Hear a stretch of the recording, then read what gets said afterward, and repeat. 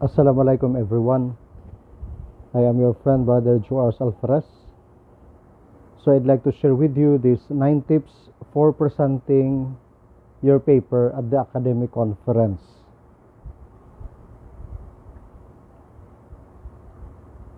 So what will you learn from these slides, this presentation? What not to do when presenting an academic conference, then tips for presenting an academic conference. And I hope this can help you, especially in presenting your paper, your research in the local, national, as well as in the international arena, which is part of our subject, this research colloquium. So take note of this. There are common presentation mistakes you should avoid. So what are these? First, don't use font that won't be legible to people at the back of the room. So which means dapat laki-lakihan natin, wag yung maliit. Then use visual aids that you are not comfortable or have not rehearsed with. Take note. Then be unstructured or ensure that your points flow sensibly. Then next, go over the time allotted to you. Usually in the conferences, you'll be given 20 to 30 minutes to present your document, your manuscript, your paper. Then look continuously at the microphone or at your reference notes. Then keep practice session. End abruptly. So don't wag gawin yun. Don't end abruptly. Then panic if you don't know the answer to a question from the audience. So don't panic if you do not know. So what will you do if you don't know the question? Well, we'll be discussing that in the next slide. Next. So these are the 9 tips for presenting your paper at the conference. First, know your audience. Know your audience. Second, strictly follow time limits. Third, rehearse in front of a friend. Then the fourth, check the room in advance. Fifth, start confidently. Then 6, maintain eye contact. 7, use transitions. 8, encourage question and discussions. Then 9, ensure the natural closing. So take notes on these 9 tips. So we'll discuss this one by one. First, know your audience. Conference papers should be different from journals. Take note on that. Then why is it there is a need to know your audience? What do you think? I think you have an answer. But always remember, your research is different from the journal articles in presenting your paper in a conference. Then understand the composition of your audience and write your paper accordingly. So it's good to know your audience. Usually in the conferences, you know the theme and of course you know the audience. Most are professionals. Then what about those if there are students or if there are other experts there attending your conference? So you have to know that one so that you'll be able also anong sa palagay nyo na talagang pangpawala din nyo ng kaba siguro kung nakilala mo na yung mga audience mo. Then like for example, avoid basic content with experts but provide more background for a relatively general audience or one that is multidisciplinary. So it's good to prepare in a multidisciplinary, which means there are a lot of disciplines or different expertise in your audience. So that's why it's multi. Then remember this one. Your paper is meant to be heard, not read. So therefore, your presentation dapat maayos kasi your paper is meant to be heard, not read. Then, audiences typically have limited attention span. So it depends.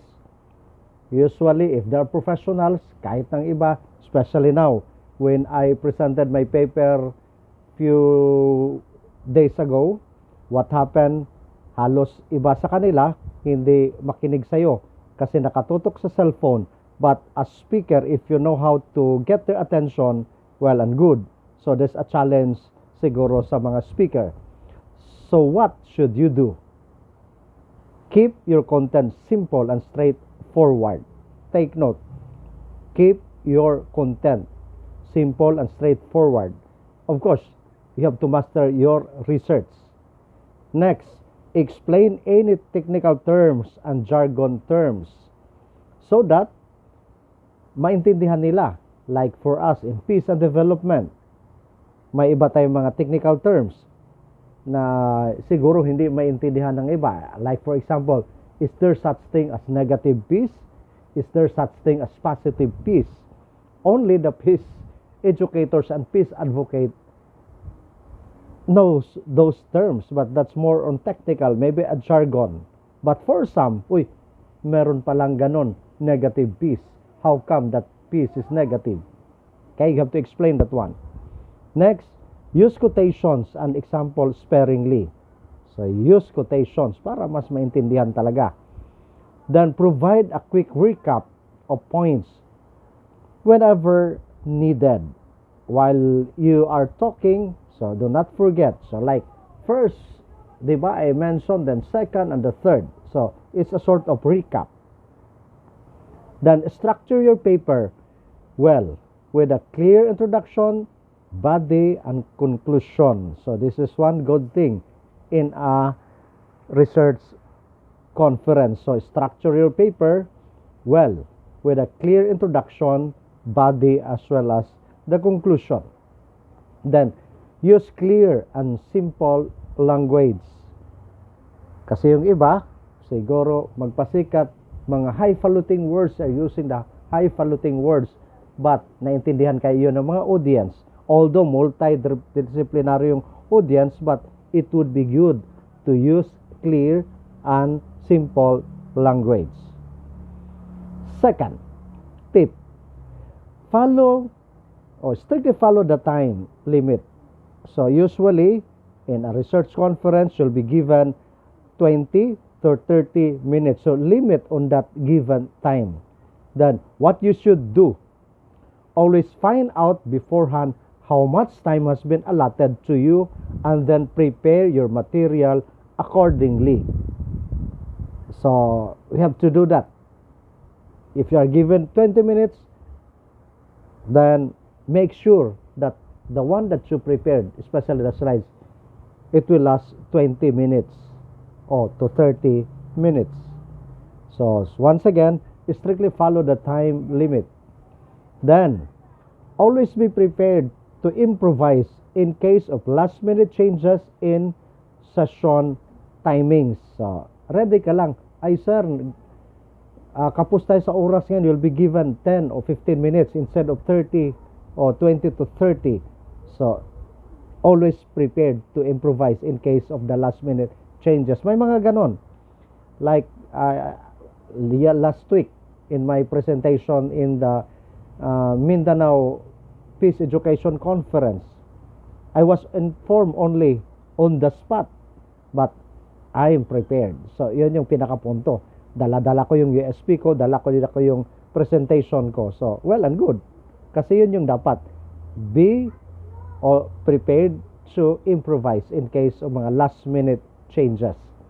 Then, be prepared for two types of last-minute changes. What are these?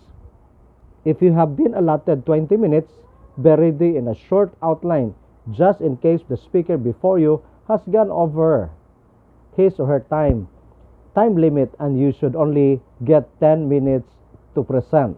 So that's it. That's why be prepared to improvise. Then keep some extra material handy in case you get 30 minutes instead of 20 minutes. So that's another thing to do. For me, in my, I think I presented thrice already in the international conference, then also thrice in the national conference, especially in the PAIDS, the Philippine Association of Graduate Education. I think I presented thrice. Then of course to the local in Davao, I also presented, I think, thrice. So I have a lot of presentation, but personally, I'm aware of these tips. Okay, though not perfect, but what is important that I'm aware. Third tip: rehearse in front of a friend. Did you know mentally reading your paper never correspond to the time it actually takes to read it aloud in front of an audience? So alam na ninyo ngayon. Then here's what you should do. Rehearse your content aloud in a few times in front of a friend or in front of the mirror. I think when we were still in college, if we have declamation, oration, our teachers told us to rehearse to your family or in front of the mirror. So now that we are a graduate student, a postgraduate student, I think there is still a need to rehearse. And why? Sabi nga, to practice and practice makes perfect. That's according to psychology.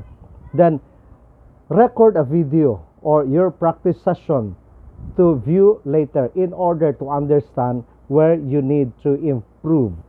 So that's it.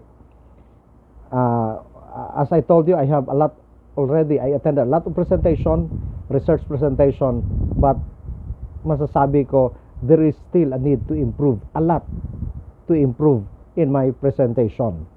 Then, practice along with any form of aids you intended to use.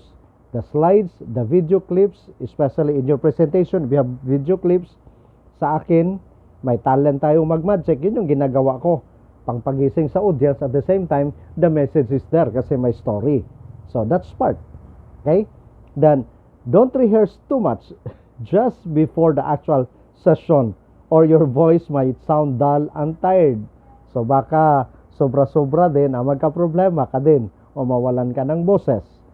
So, once again, the number 3 tip is rehearse in front of a friend or a mirror so that yung mga pagkakabali mo, makikita mo din at ma-check mo siya for improvement. Number 4 tip, check out the room in advance. Why? What do you think? Why do you have to check out the room in advance? And of course, so that you'll be familiarized. Ano yung movement mo? Nasa ambo ka lang ba magtayo o tatayo o nagdadaldal or pwede kang mag-move? Tingnan mo yung microphone kung pwede bang mobile ba yun. So it's up to you. Kaya nga it's good to familiarize the room in advance. Then always visit the room you are made to use your presentation in before the actual session. Then this will give you a clear picture of the room's location and size as well as its content. So yun yung sinabi natin. Then why? To check the room. To ensure that you are not rushing across the unfamiliar campus trying to find the room you have been assigned. Ayan. Then, another reason is to be prepared in advance to move any furniture as per your requirements. So, kung kailangan may iurong. So, kaya nga, it's good to familiarize the room in advance. Next, to continue with the number 4 tip, additional tip is ensure that there is a water at the podium. It is likely the organizer will have made provisions for water, but always carry your own bottle of water as insurance. And why? Baka bigla kang magkaroon ng ubo or kumakati yung lalamunan if you have water. So, it's good to bring your own water. Then, test the technology you intend to use in the assigned room. Make sure that you are comfortable with using any form of technology in the room before the actual session. This could include your slides, the sound arrangement, the microphone, yung pointer mo, yung laptop mo, kung compatible ba sa kanilang projector o sa LCD nila. So, kaya nga, there's a need to check out the room in advance. Then, the next additional tip is, be prepared to improvise in case of something goes wrong. Avoid using time allotted to you to make technical adjustment. This might create an air of anxiety within the room, could distract your audience, or even make you look inept. Ayon, parang ikaw na din ang, kung ganun man, ay ano ba itong klaseng speaker natin, hindi man nag-check in advance, kaya hindi alam tuloy. So that's it, babalik din sa iyo as a speaker. Number 5 tip, start confidently. Start confidently as speaker. Did you know, like most first impressions, how you begin your presentation matters a great deal. That's why there is a saying, yung one of the propaganda yung sa acts, first impression last. First impression last. So tandaan natin yon, okay, in presenting your paper. So be confident. Then, the first 10 to 20 seconds of your session will mark whatever or you are able to gain audience confidence and attention. So it's up to you, especially in that introduction. There are a lot of speakers na iba-iba yung style. Some, they have saying. Some, they sing. Maybe 1 line, 2 lines. Some, they have a poem. Sa akin, naiiba kasi nagmamagic ako, of course, in relation to my topic. That's one thing na nakukuha kong audience. And that also adds my confidence as their resource speaker. So, kanya-kanyang banat yon. Pero pag nasa harap ka na, nagkurog ka, magka-problema ka. Okay? Then, start off with a quick introduction about yourself. This will help establish your credibility. Make sure you prepare for this in advance. Carefully select a few insights and be ready with a brief self-introduction. Usually, in a conferences, you will be asked to give your short biodata. Then may nagbabasa. In case walang nagbabasa, ikaw na mismo. Like sa akin, usually, hindi ako sumusulat, ako mismong nagpapakilala. Kasi you have to advertise yourself. Okay?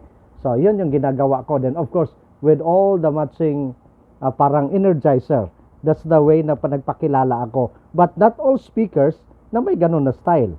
But the simple one, when like sa halimbawa dito, good morning everybody. I am JoArs Alferez, a postgraduate of Doctor of Philosophy in Notre Dame University or Cotabato State University. Then I spent working in the university, Notre Dame, for 16 years. Then today, I am going to present to you my paper entitled The Participation of the Manobo in the Development of their Community. So, very short, but with confidence na sinasabi mo yon to your audience. That's why sabi natin kanina, yung unang tip, it's good to know your audience para makuha mo yung attention niya. Then, of course, if you are confident, ayun, iba na ang dating. So, I hope na nakuha ninyo ako o nasundan nyo ako. Then, number 6 tip, maintain eye contact with the audience. I think all of us, majority of us here are educators. Para bang your eyes, nangungusap din yon, yung mata mo. Then, audience engage tips. So, tingnan nyo ito. As you begin your presentation, you have to smile.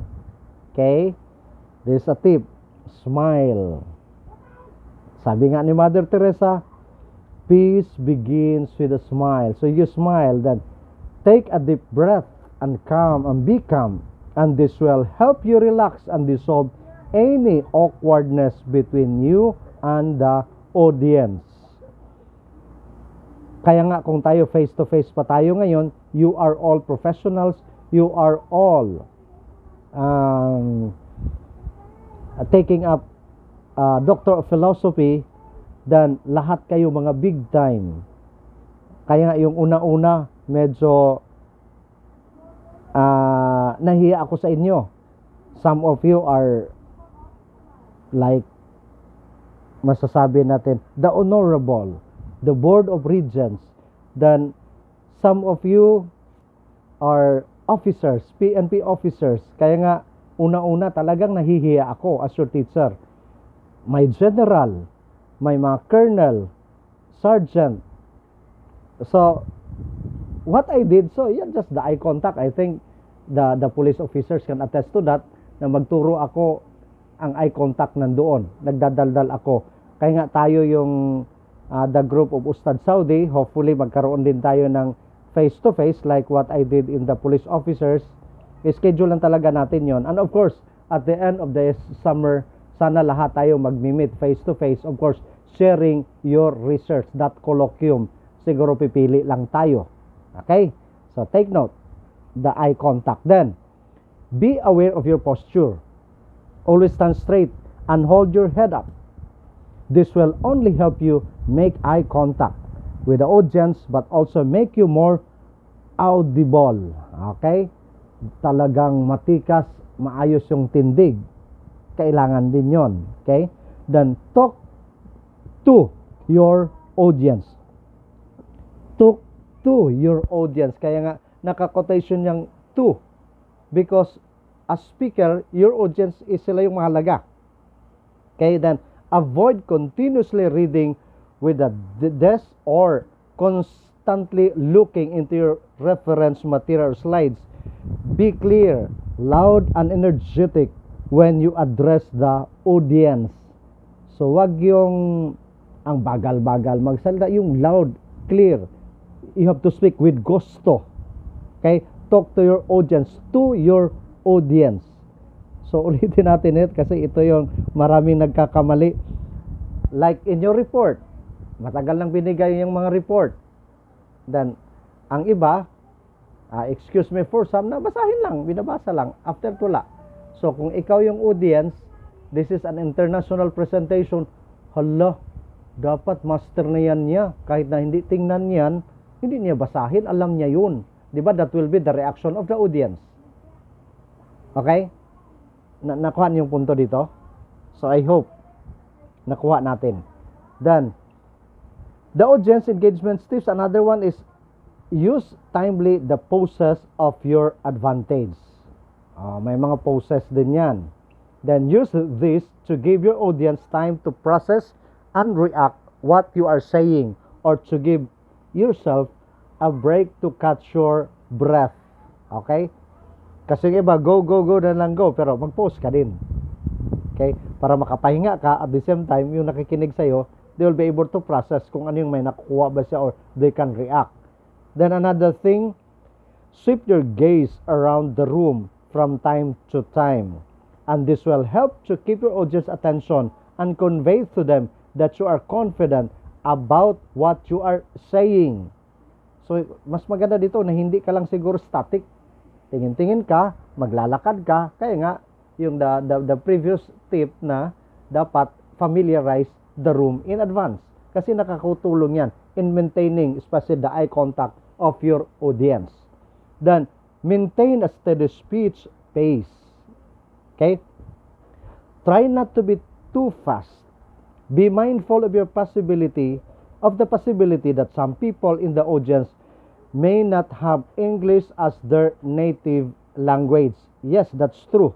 When I presented my paper in the international conference, may mga iba doon, may mga Japanese, Indonesian, Malaysian, Cambodian. The point there, they are not English speakers. Filipinos, we are not only English speakers. But nakikita ko na, ay, mas magaling pala tayo kaysa sa kanila. Kaysa kanila, minsan, yes, no. Kaya when I went to Cambodia, salita kami doon sa isang gathering, wow, mas magaling tayong mga Pinoy. Kahit na minsan mali ang grammar, hindi nila mahalata. Tayo tinatawanan natin. So, yun ha. Once again, try not to be too fast. Be mindful of the possibility that some people in your audience may not have English as their native language. 7. Tip: use transitions. What are transitions? Take note, while speaking, transitions are filler words that use as you move from one idea to another. Take note, transitions is a filler words that are used as you move from one idea to another, and this will ensure that your presentation flows smoothly. So, ibig sabihin, hindi lang basa-basa, tuloy-tuloy. Dapat may transition ka. And what are these transitions? Furthermore, in addition, consequently, meanwhile, finally, unfortunately, at sa iba-iba pang mga li, basta ito yung mga transitions. Parang ito na yung, kung baga ba, ito na yung hint kung saan papasok ka sa ibang idea. Okay? Next, in case you are using the same idea twice, you can begin your statement with a similar idea, or another example is if you use the same or that balik-balik na yung inibinigay mong halimbawa. Like what I said in the first, like what or another example related to that. So, alam mo na kung paano ka magpasakayli dyan. That's transition. Then, when giving a point-by-point explanation, you should first mention the total number of points. For example, there are reasons for this. The first reason is why you have to present the research, your research, because this is a requirement of our course, the research colloquium. Second reason, it is also part. This is also para bang a dry run or a practice that you'll be able to present your research to the international arena. Okay. Then when introducing a new section or idea, you should simply post. So, sabi na natin kanina, yung post is very, very important. Alternately, you could make a direct statement. So, let's move to the next part of the presentation or move to another idea. Okay? So, yun lang ang mga transitions. 8. Encourage questions and discussions. When questions are asked, if you don't understand a question, you should ask the persons to rephrase it. In case where audience members are excited and prepared or are rambling, help them reframe a question.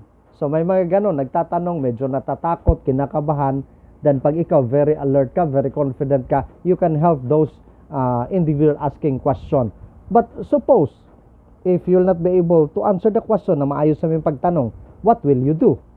Sabi nga dito, don't panic if you don't know the answer to one or two questions. Instead, thank the person for raising the question and say that you have not explored this angle but will definitely think about it. Kung hindi mo alam, okay, be honest to tell na actually I didn't explore this idea and I have a little idea but it's not good to share. Baka magkamali pa ako.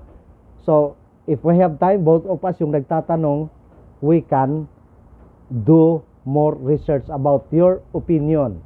And thank you for that, di ba? That's being humble. Pero tayo mga teacher, anong ginagawa natin? Pag hindi natin masagot yung tanong, nagagalit. Am I right? Or am I right? Diba? Tama? Nakuha ninyo? So that's the point. So be humble if you do not know the questions. But, you know, this in the conference is multidisciplinary yung audience mo. I think there are bright ideas. The question is, can we entertain or can we ask anybody from the audience to help us? Pwede naman siguro, pero since your time is limited, wag na. Kasi haba pa yung discussion. May mga bright din doon, may mga alam doon. But ikaw na lang, tapusin mo na lang na, actually, I didn't really explore this angle. So therefore, thank you for raising the question. Hopefully, next meeting or sa susunod or when we met, may sagot na rin ako. Okay? Then, if no questions are asked, give the audience cues by pointing out the weakness of the paper. However, don't worry if questions are not raised even after you have asked a few times. Ayan, ang dapat ninyong tandaan. 9. Ensure that closing is natural. Once again, the number 9 tip, ensure that the closing is natural. What you should do towards the end of the session. Take note. What you should do towards the end of the session. When you feel that you've answered enough questions or when you think that you are out of time, ask the audience if there are any more questions. If there are questions, of course, you have to answer them. Then offer your contact information. Then convey the audience that you are open to receiving questions from them over your email. So, pwede din ganon. Kaya nga, if you notice and if you attended conferences, some of the speakers, nagbibigyan sila ng card or nandoon nakasulat na sa slide the email, the contact number, and everything. Okay? So, yon. And who knows, baka invite ka pa sa ibang eskwelahan. Kaya nga ako, every time I had my talk, kahit saan, of course, ina-advertise ko rin sarili ko, baka nagustuhan, you can invite me anytime, you can contact me on this number or through my email. So with that, madalian yung audience kasi there are audience there na gusto din, mas maganda itong speaker natin, kunin natin ito sa ating institusyon. So that's one good thing. Then, if there are no more questions, then thank your audience for attending the session and walk off the stage or podium. So, yun. And of course, hindi ka manatili doon. Wala namang tanong. Then, after your presentation, take note. Once your presentation session has come to an end, do not leave the room immediately. And why?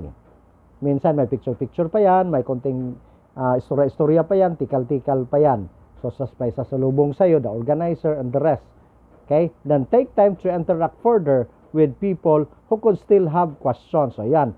Alam mo, sir, ganito. Alam mo, madam, ganito kasi. May query sana ako, pero nahiya man kasi ako sa dami-daming audience. Pero gusto kong i-personal na itanong sa'yo. Yan, mga tipong ganon. Okay? So, alam mo, madam, may mag-appreciate yan sa'yo. Alam mo, sir, ang galing-galing mo. So, sana ma-invite ka namin sa institusyon mo. Ade, ang ganda. Then, it is also likely that some people might have questions that occurred to them after you concluded the presentation or might want to talk to you one-on-one. Then, ensure that you have handouts and business cards ready for a potential interested individuals. Yun yung sinabi ko. Kaya yung iba, automatic yung calling card. Usong-uso yan noon. Ngayon, kukunti na lang kasi nandoon na naka-flash na sa slides, nandoon yung mga contact number details nila. Okay. So, with that, I hope you learned something about this tip in presenting your research paper in an academic conference. So, thank you very much. I hope you learned something.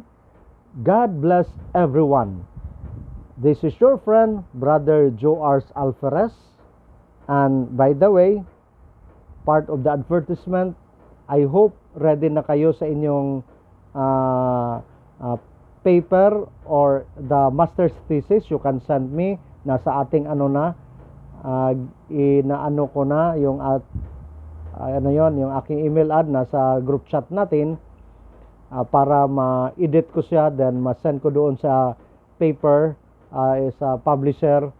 Kaya nga, manaumpisa na sa isang pulis na sana sunod-sunod na ito kasi this will be a requirement para hindi na kayo makapresent sa research forum dito sa atin. Kasi yun yung isa sa requirement sa PhD.